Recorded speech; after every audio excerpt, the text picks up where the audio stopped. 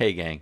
What do you get when you mix together amazing talent, incredible performance, and lots of colors? Well, you get YouTube guitarist extraordinaire Helen Ibe. I've got her on the show today. We're going to interview her, talk about her influences, her guitar gear, her guitar techniques, the things that she's working on, and lots more. I've made it easy for you because you can click on the chapters and look at any question you want, or you can listen to the whole thing. She's really a cool person. I think you'll enjoy the interview. And I've also put links in the description below for her YouTube channel and Patreon, so you should check that out and support her on Patreon. Okay, on with the interview. Today I have kind of a special video that we're doing today. I want to welcome Helen Ibe. And she's been somebody I've been following for quite a while, has an awesome channel. And from her channel, just kind of reading off, she's a guitarist, singer-songwriter, content creator, and her passion is to drive and share love, light, happiness through, I love that, love, light, and happiness through music while inspiring people and having fun in her own way. I just love that. And it really shows. So welcome, Helen. Thank you so much, Mark. I've been a fan of yours for years. I told you that before. That's so great. And I've learned a lot just listening to you. Thank you. Oh, thank you. That's very flattering that you listen to me. So yeah, and I really mean it. So on all of your views, or on all of your videos, that's why I love your channel so much. That it's not just the great playing, which it is great for anybody who hasn't seen Helen play. You got to see her play and listen to her play, but it's great playing, but it's so much more. It's like the smile and you're just like digging what you're playing, and you're always wearing great colors too. It's the whole package. So how do you do that, like in all your videos? Yeah, I try to, because I like to think of myself as a colorful person, and most of my videos is actually how I am in real life. I'm very bubbly. At least that's what people will consider me as, and that's what I consider myself as. So I like to add that kind of my personality into my videos. And so I think that people can pick up on that, and people can see through that and see that, wow, that's just the way she is. And she's just like putting herself and her personality into her videos. And I think that that's what makes people like it. So I try to add a bit of myself into my videos, a bit of how I am in person into the videos, just so you have more of a personal experience with each video. So that's actually you, right? You're not that's actually me. Yeah. No, that's actually me. Yeah. So you're not just seeming to have fun, you're really having fun.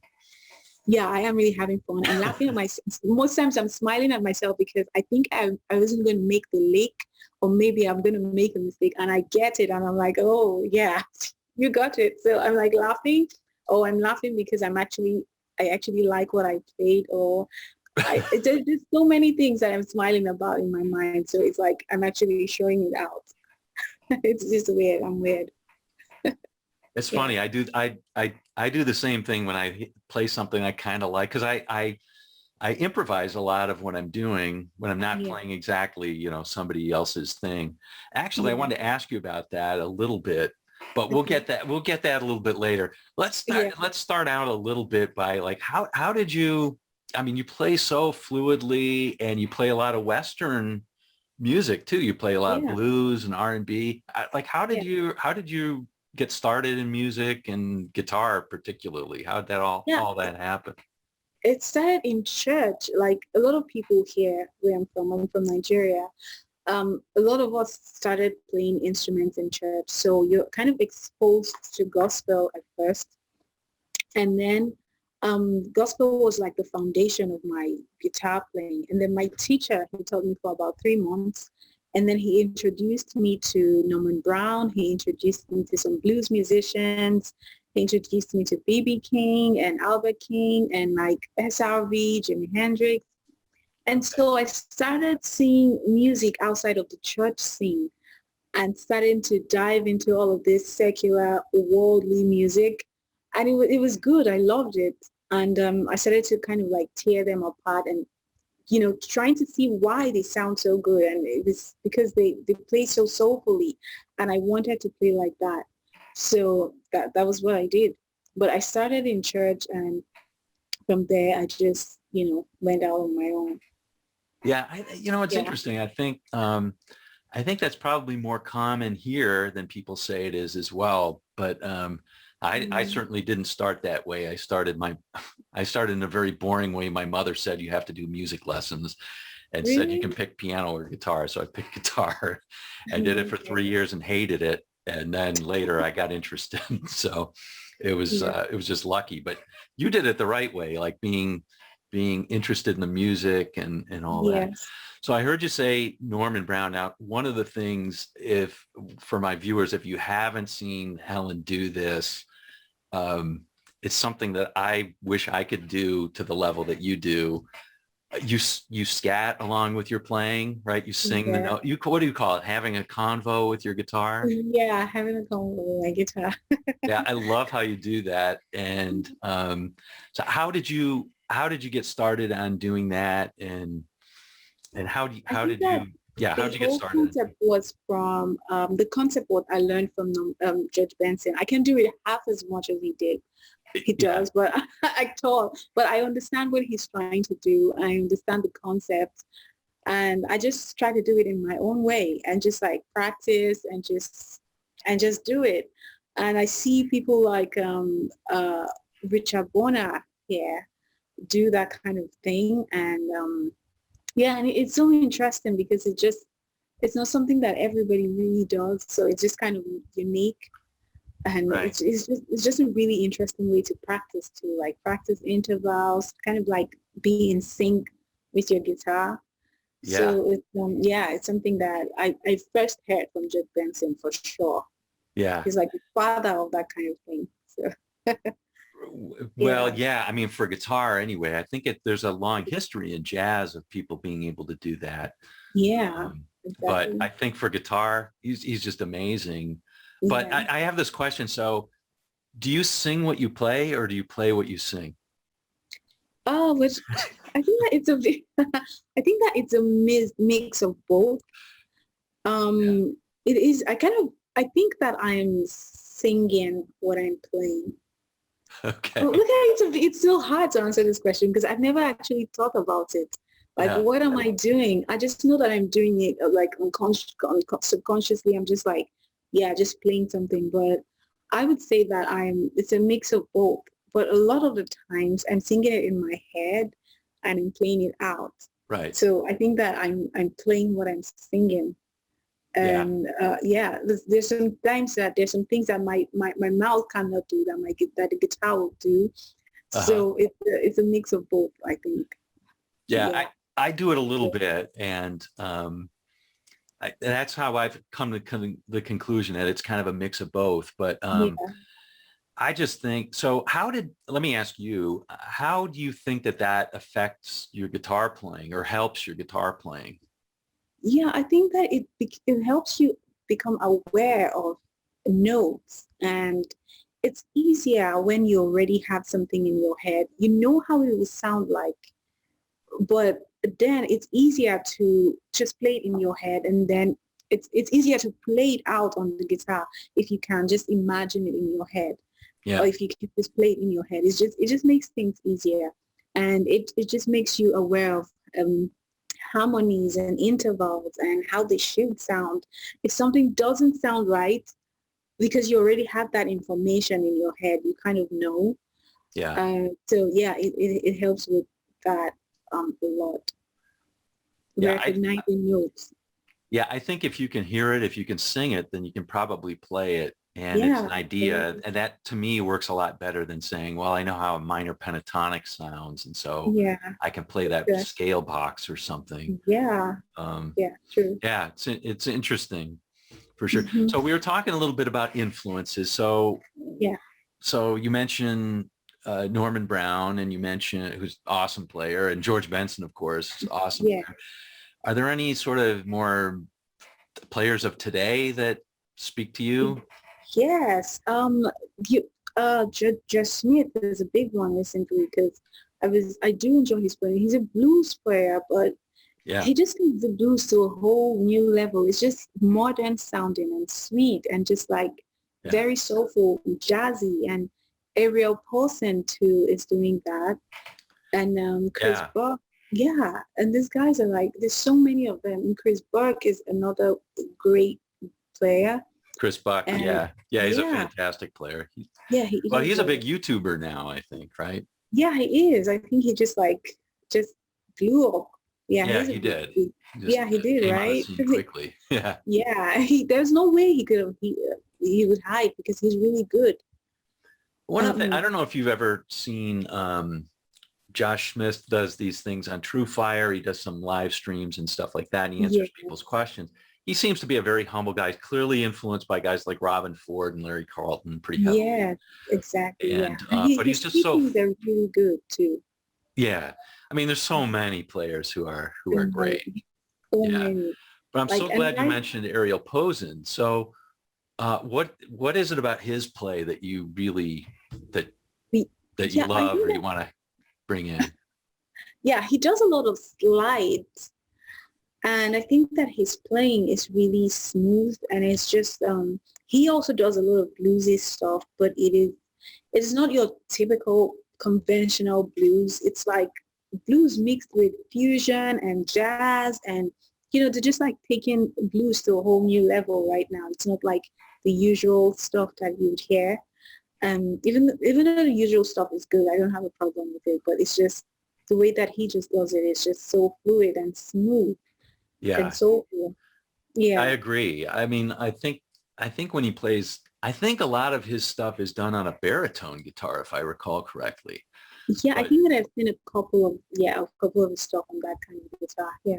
yeah, So it's but really good. yeah, I would agree. I mean, he's playing stuff that's not that typical blues or R&B people aren't playing, but he's it's still very accessible stuff. You can still, as a listener who doesn't even maybe even people who don't play guitar can still Yeah, understand the solos and things like that he's playing exactly. Yes, in the exactly. regular work. Yeah, and that's what I like because not everybody's a musician.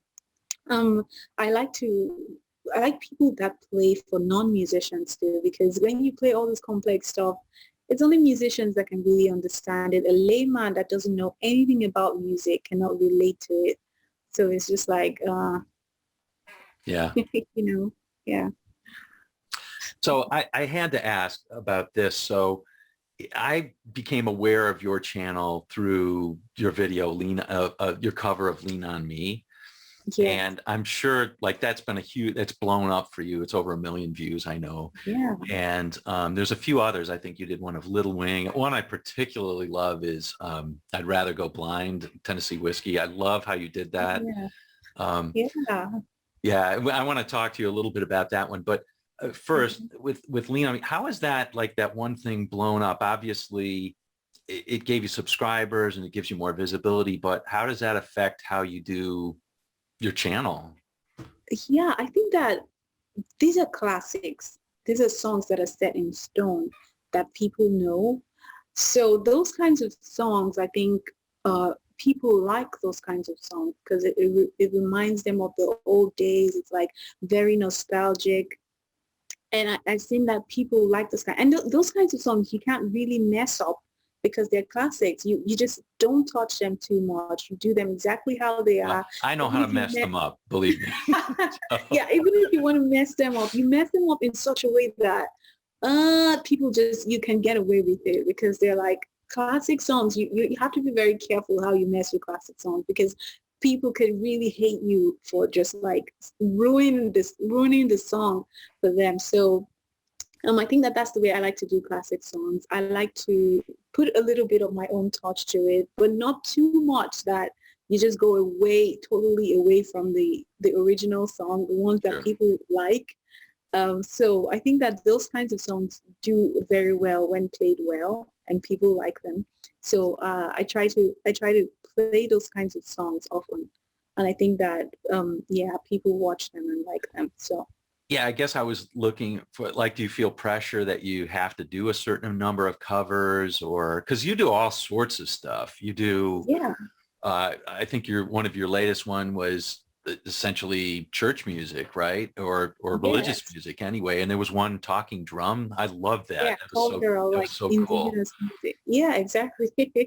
That was a show that a series that I started doing. It's called the Universal Language, and I just felt like I needed to just highlight a little bit of my indigenous players here and the kind of instruments that they play that are not very common, and just like share them with my subscribers if they're interested in watching, just something different from what they have been seeing or from what they're used to.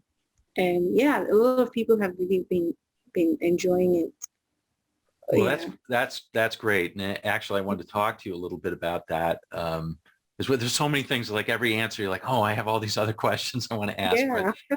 I definitely want to touch upon that because I think a lot of people here in the United States, particularly people my age or maybe even a bit younger, maybe even a bit older, the Yeah. only thing they've probably heard nothing out of your area of the world, right? Or Yeah. what they've heard maybe from the stuff that Paul Simon brought over, or Mm. maybe they know a little bit of Sonny Ade or something like that, but that's not Oh, even close, wow. right? Yeah. So it's so what would you recommend if there are, besides your channel, of Mhm. course, you know, we should Yeah. watch your channel, but besides that, what would be other things that people like me should listen to get an idea for your, you know, the real not necessarily the heritage, but the real feel Yeah. for the music that's around in your Yeah, area. there's a lot of cultural music scene here. There's like high life music, there is juju music, there is Fuji, and there's just like so many things that have the talking drums do here. There's Yeah. conga music, and there's just like man, there's so many things. African music generally is so rhythmic and so vast. Yeah, And right. like I realize it's an impossible question. I yes, do. it is. There's just so many things that we can just touch upon.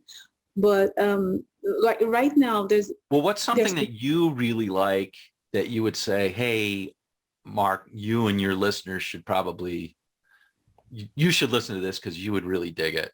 yeah, there are these guys that just started modernizing high life, and it's really cool. They're called the cavemen.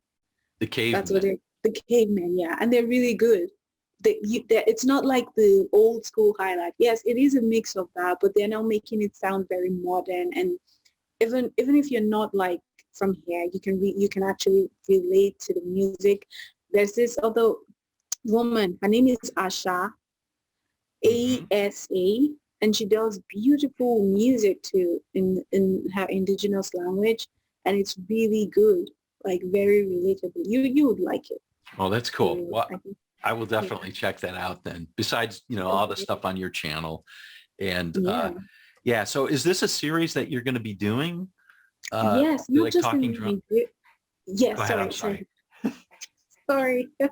No, that's okay. Yeah, not I'm just all set. in not just in Nigeria, but in Africa. Like I think next month I'm going to be going to Mali and Oh, checking wow. out like desert music, and they say that's where blues came from. I would like to see.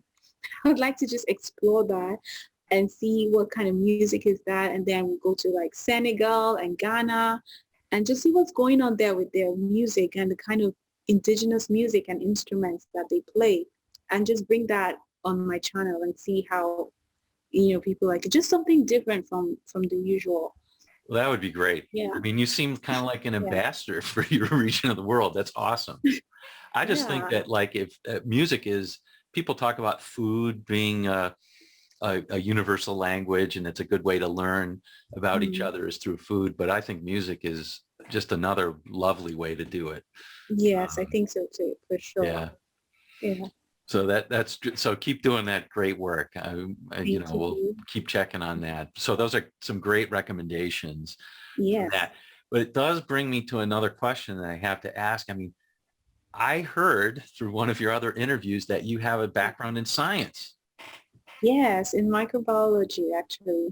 In Yeah. microbiology, okay, Yeah. yeah. So that's my background, not microbiology, but science and engineering is my background as well. Oh. So do you still work in outside of music? No, no, I actually set out very recently to just focus on my music and what I want to do very, very recently, like this year, basically. Okay. Yeah.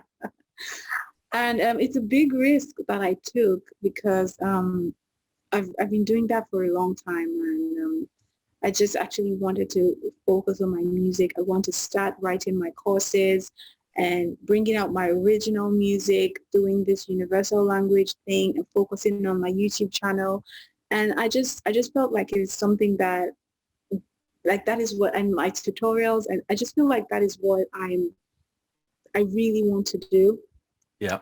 And yeah, it's the fact that I'm a scientist. It's still I still am, Yeah. but I'm just going through a different route right now. Well, I'm happy to hear that. I mean, that's wonderful. Yeah. I'm doing a bit of that myself. I, I waited too long, so I'm glad Yes. you're taking it on now. I think that's great. How do you Mhm. think that your background as a scientist, did that help you or hurt you as a guitar? Because I take this all the time. Like people are saying, how can you be a science and math guy?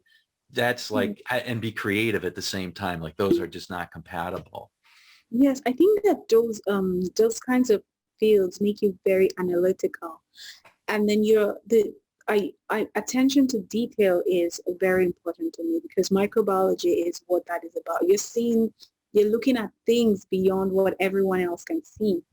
And so I think that I brought that mentality to music, and I'm very, very detail oriented. I like things to be perfect. I like to play it exactly the way it should be. And I beat myself up so much when I don't, because it's how I was taught to be. You don't make mistakes. There's no room for mistakes. And then when I do make mistakes, I'm like, I can't make a mistake. I have to get this perfect. I know it's unrealistic, but a little bit of that can help you just like, you know, just pay attention to detail and know exactly how you're supposed to play it or how it's supposed to sound. Yeah. So I think that it did help me, yeah, a lot in that That's aspect. Yeah. Yeah, it helps you break down, I think, what's going, like a Yeah. lot of people struggle with how do I break down a piece of music or how do I Mhm. break down a line or, whatever. And I think it helps. I think Exactly. also you did have a background as a teacher also, right? Is that correct? Yes. Yeah, I did. I taught high school Yeah. for a few years. Yeah, in biology. So Yeah. So I um, think, probably that both of those together might have helped too. yes, I shouldn't put exactly. words in your mouth. You're the, No, you're it's the one true. who I'm You're asking. saying it like you're just taking the words right out of my mouth. You're right. And it helps me to be patient with people because I mean when you're teaching people, you're dealing with different kinds of people. So you have to be patient with them. Everyone learns differently. And it taught me to, look at everyone and see their strengths and their weaknesses. And that's why I'm also a good teacher, whether it's biology, guitar, whatever. Yeah, yeah, did help me a lot. That's great. Yeah. Yeah. So I did want to ask also the question. So maybe you could let's talk about your I'd rather go blind piece there. And by the way, anybody who's listening, you should go and see that right after this interview. It's just awesome. But Okay. how much of that is worked out and how much of that is improvised that you're playing? Um, man, it's just before I start a video, I play exactly what I want to play, and then I practice it for a number of times. Sometimes when I just press that record button, then everything just goes like away. It's just like, oh my God, I've been playing these things since where did it all go? And then I have to do it over and over and over again. So a lot of that, yes, was worked out, and maybe like three-quarters of it was worked out already. Not like worked out exactly, but I had an idea of how I wanted this flow to be. I had Yeah. an idea of the licks that I wanted to throw in, and then the rest was just kind of like just winging it. Um, Every take that I do has a different feel, and then I do a couple of takes, and then I see the one I listen to them all, and I try to figure out the one that is best, and then I Okay. just upload that one. Yeah. So I Okay. do like take after take after take, and I choose the one that I think is best. Yeah. So, I mean, it's also hard to keep smiling during all those takes. Yeah. If you do Yeah, 100 of exactly. them, it's pretty hard to keep smiling. So I'm guessing you don't do too many takes. No, I don't do. Yeah, I try not to do the many takes. Yeah. And sometimes like I said before, I'm smiling because, oh my God, I thought that I was going to fail that lick, but I got it. And I'm like laughing at myself. Or I did something that I almost like ruined it, and then I did, and I didn't. And so I smile. Or like, oh yeah, I did something pretty nice that I liked, so it makes me smile. So there's just a lot of things going on in my head Yeah. when I'm playing. And I also have to, I mean, it's video, so you have to also like, it's a performance too Right.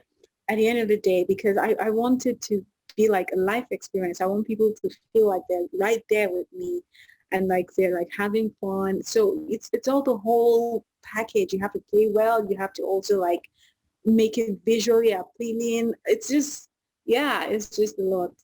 Yep. Yep. Yeah.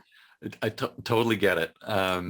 And I think I told you this, but there was a Chris Buck video recently where he talks about this.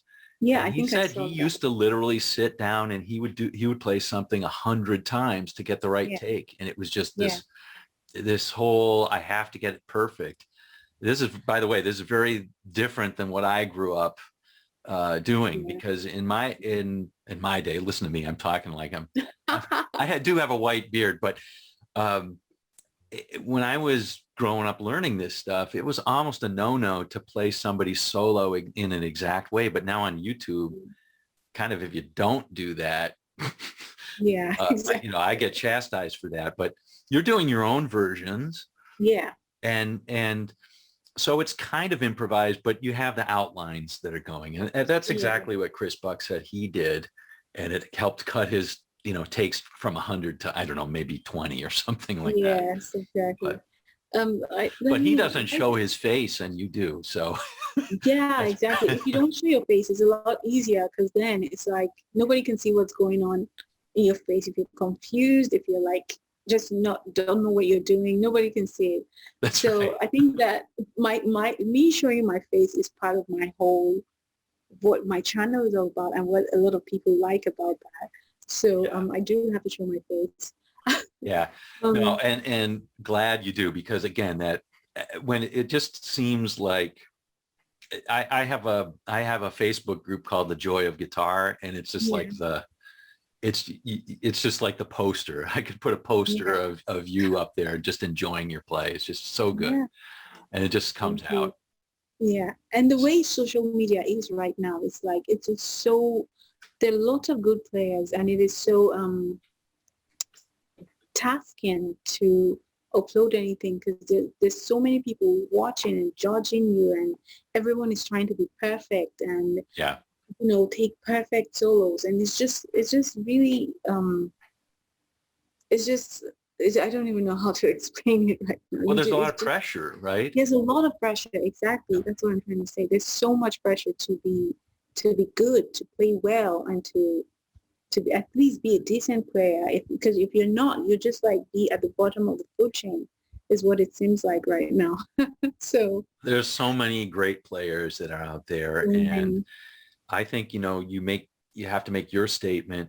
And again, I wanted to ask you about that. So um, that's gotta be, it's tough to keep like all the happiness and everything you bring to it. Yeah. You can't let that get you down, because like, a lot, but what are you're working on? I'm guessing if I ask you, what are you working on now? You'll have an answer for me. Like Yeah. if I say so you're a great player, but what are you trying to improve on? I am trying to improve on my speed, articulation. I've always wanted to play fast, but it always seems to elude me some way. And it's something that I've been trying to work on for the longest time, at least play faster than I am right now, a little bit. And trying to work on my articulation, my feel. I want to be even better than I am right now. And, just working on my songwriting and my singing. There's just so much and there's very little time. Yeah. So there's always something to do. Always, always something to do. So how do you approach that without getting like oh my God, I'll never get to where I'm going, because, it feels like Oh man, you're killing it. So how do you approach improving without getting overwhelmed? it's just I try to find little things that I incorporate in my practice routine. Just little things that keep me interested. If it's today, I'm doing like a harmonic minor line that I learned from someone or from somewhere. I just Probably want to, Josh Smith, that one. Right. yeah, Yeah. probably. I just want to look forward to practicing. I just want to have something that makes me want to like look forward to the guitar and just keeps me interested and entertained. Because if not, you just get bored and like you get overwhelmed and almost depressed actually. So I try to find just little things, not much, that just keep that just will hold my attention for that short period of time that I look forward to. So I think that, yeah, that really keeps me going. Yeah. Yeah, that's great. I think that's a great answer. I'm gonna steal that and share it with some of my students. It's just to find something that keeps you, even just a little thing that keeps you going, that Yeah. you're really looking forward to. I think you're Mhm. right. That's so huge. Yes. Whether it's a new piece of music, or whether it's a new lick, or whether it's a new, I Yeah. think probably that's why people buy so many guitars, and I've got a few, Yeah. but um, is because that inspires them a little bit in Yes. Just playing things that are different. And speaking of which, so I've been noticing that you usually use the Telecaster, right? Like you had this yeah. white Telecaster, Yeah. but I've been noticing other guitars lately. So tell Yeah. me a little bit about your guitars and your preferences. I noticed there's a semi-hollow now that you're Yeah. playing. And the white Fender one was my kind of like my good electric guitar that I had. And then Fender gave me another Telecaster that was amazing. I wouldn't trade that for anything. I love both guitars. But as a creative, I just wanted to, I felt like I needed to expand my horizons and just like try something else, like try other brands. What do they sound like? What do they feel like? I had never tried a semi-hollow. And so I got that one because I just wanted to see how it feels like. I was really curious. And then I tried it and it has a different feel that the Telecaster cannot give me. Like this, it just feels different, both the way it feels and the way it sounds. And that Hmm. was a different inspiration for something else. And it just inspired another kind of playing and just opened another kind of door. And I recently acquired a PRS too. PRS reached out and did give me one, which I'll be uploading tomorrow. So it's Oh, that nice. yeah, that in itself is now it's like another kind of feel. So I just wanted to see how other brands sound like and how other types of guitars sound like. So yeah, it's just been Yeah. Well, I find, well, I should ask you. So why did you, in the very beginning, you say it was church, but yes. why the guitar? I mean, what was it that really got you hooked on guitar? It wasn't really anything at first. It was just the way it looked. It looked cool. It looked nice. And we were asked to choose what we wanted. And then I just saw the guitar and the way it looked just attracted me. Uh-huh. So I said that this was what I was going to go for, and I did. And yeah, that was just as simple as that. Just the way it looked. It looked really cool. Well, Yeah. I mean, I chose it because one of my idols in my life, who was not a famous person, Mm, was played guitar. So that's why I chose it. But where I was going with this was that I think it's a very personal thing. Like Mm. pianos, they look a little bit different and so forth, but you Yeah. interact with a piano in a very similar way. With a guitar, you hold it against your body. Yeah. And It's so you've very got to, personal. yeah, so there's all sorts of things that are Yeah. different about the shape of the body or the feel of the neck, where it joins on the neck, or with a Yes. semi-hollow, when you strum it, you can feel it more, right? Yeah, exactly. True. Yeah. Yeah, So and it's the all, overdrive, it gives a really different feel, and it just inspires a whole kind of playing that I never even know that I could do. I that, never that's, knew I could. Yeah, exactly. So it that, was really cool. that's neat. That's really neat. I'm glad people are noticing enough to send you some things so you don't have to I'm, shell it out was your own really money fun. for it. That's Yeah. expensive. That's Mhm. great. Yeah. So along with that, I also noticed in a previous interview that you did, I think it was with Carrie Too Smooth, Yeah. Yeah. and he asked you about pedals, and I was pleasantly surprised to hear you're really poor, kind of my amp and guitar sort of player. Yeah. Yeah. Just I don't use any other amps apart from my Boss GP100, and Okay. that's like the only pedal I've actually ever owned. And that's like a Um, multi-pedal, right? Yeah, that's like a multi-pedal. So I've been using that for years. I know myself. I'm going to start diving into the pedal world soon, maybe when I get interested in that. And I'd just like to see what that is all about. Yeah. So yeah, but for now, I'm still using the GT100. And sometimes I use like a virtual amp, the STL tones. And other times I use like the small practice amp, the Spark amp. And those are the only things that I use. I don't have any fancy And, gear. yeah. That's interesting. And what is the practice amp that you use? Like a It, yeah, it's a Spark amp by Positive Grid. Oh, Spark. Okay, Spark, yeah. got it. Okay. That one. I Yeah. missed that. Sorry. I missed Yeah. that. No. So, it's amazing. I think honestly that a lot of people would do so much better if they didn't get on early on a chasing tone. I need this Yeah. guitar. I need this amp. I need these pedals to be Yeah. able to get something. They focused more on getting it with their fingers Mm. because, Yes, if you just make do with what you have first, and then when yeah, the other big stuff comes, you like it will be easy to just like yeah. do so much. Yeah. Well, that's amazing. With only a Spark amp and your guitar and what is it, the Boss 100 pedal? Yeah, GT100. Oh, Yeah. GT 100. Okay, yeah. Yeah. That's and you get it all, the whole Yeah, thing. that's it. That's That amazing. is it. That's Yes. amazing. So one other thing I wanted to ask before just kind of like uh, sort of wrapping some of this stuff up Mm. is about, I wanted to ask you, this is just personally, one of the things I love in your playing is you have this slippery way of moving up and down on one string. I think it's even with double stops. And then you did it in Tennessee. How did you do that? Where did you get it from? And I, Andy you know what I'm Timmons talking does, about? yeah, I know. Andy Timmons does a lot of that. Michael Landau does a lot of that. And then I think that those two people, I did steal that from them because they do that a lot.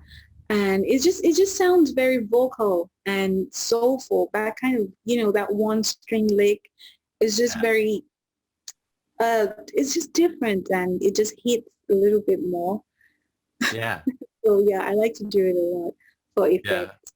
Okay. Mm. Well, you learned it from Andy Timmons. So Andy Timmons is another Yeah. guy you listen to as well. Yes. Another player you listen to. Yes. And Yeah. he's amazing. He's really good. He's out of this world. I mean, Andy Timmons is just an Yeah. amazing player. He's And I saw didn't you do Electric Gypsy, an excerpt from like yeah, I Electric Gypsy? attempted Electric Gypsy. I don't think that I did a good job of it. But yeah, you can only do what you can do. It was a great song. The first time I heard it, I was blown away. Like, whoa, what is this? Yeah, Wow. because it's obviously, from the title, you can tell it's a Hendrix influenced song, and he Yes. freely admits it. And yeah, from the title, you can hear that it is. And then you listen to it and it's just like, well, yeah, it's Hendrix, but it's But definitely, yeah, he's put his own stamp on it as well. exactly. Yeah, Yeah. it was a really good song. I loved it. I He's think that got, was the song that introduced me to him, actually. okay. Me Yeah. too. Me too. Oh, I forget where it was that I heard it, but anyway, it was on yeah. YouTube.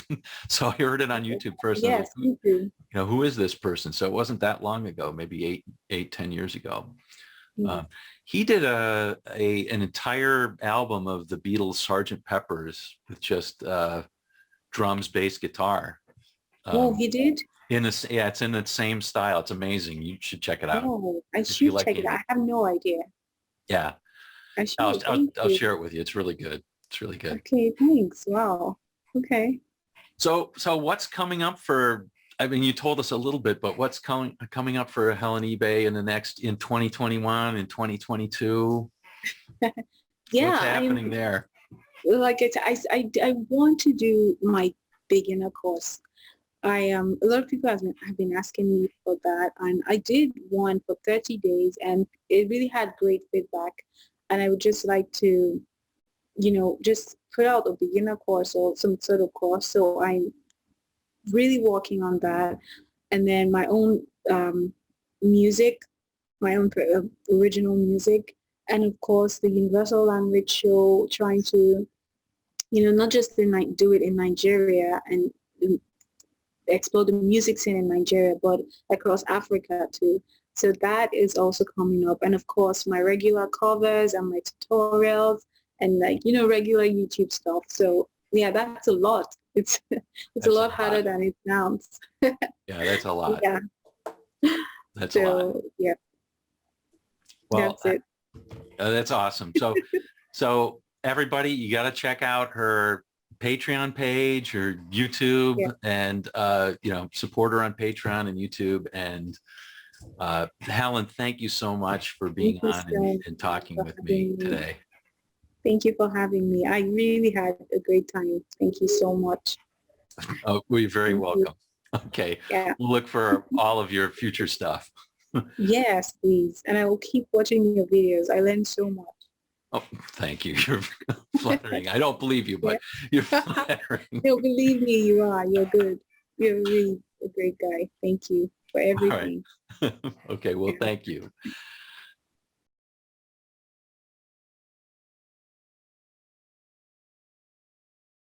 So you've decided recently to go full time in music or even just going into music. So Yeah. how was that an easy choice? I mean, it sounds like a difficult choice. And what did you hear from other people on that? No, it was a really tough choice because I mean, it's like I'm trying to put all my eggs in one basket because I need to focus on one thing at a time. I need to put all my energy and all my resources on one thing. And it's really hard because it's how music is. It's not certain, it's not sure. It could go terribly wrong or it could go very well. So people are like not sure. People don't know what to think because people, especially in this part of the world, think that music is not such a prestigious job. It's like a second fiddle. It's a hobby. It's something that you do when all hope is lost and you fall back on because I you see. don't, yeah. All hope is lost. Oh my goodness. Well, I Yeah, would say it's definitely yes. it's not as obvious as other career choices, maybe. But Yes, it's I mean, I faced that when I was younger.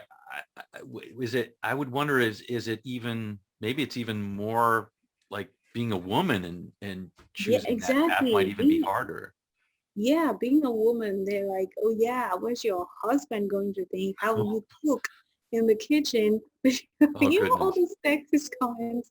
And it's just like really hard to stay on top of that because I mean, it's what I'm good at. It's what I know how to do. So why can't I do it and be successful doing it? Why do I have to, l- listen to what you have to say? And so it's Yeah. as a woman in this part of the world, especially in my country, Nigeria, people think that female musicians are loose and like, they have to do other things to make up for their lack of talent. So Well, it's a really tough well, you're thing. certainly not lacking any talent. So we're really glad that you went into that. Thank you.